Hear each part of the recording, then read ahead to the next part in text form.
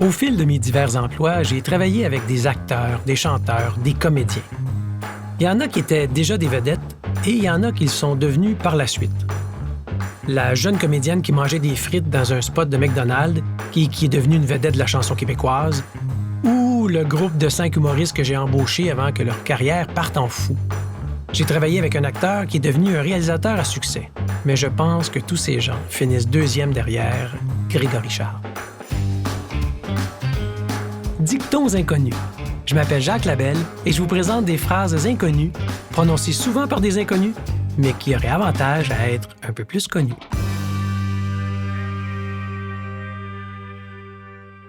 J'ai toujours trouvé que Grégory Charles était une coche au-dessus des autres. Il est talentueux, érudit, c'est une personne intéressante et surtout intéressée. Musicien, chanteur, chef de chœur et entrepreneur. Vous comprenez que d'essayer de booker Grégory Charles pour un projet relève du miracle. Son agenda est plein. En conversation avec lui, je lui disais qu'il semblait vraiment trop occupé et que j'avais peur qu'il ne puisse pas faire le projet.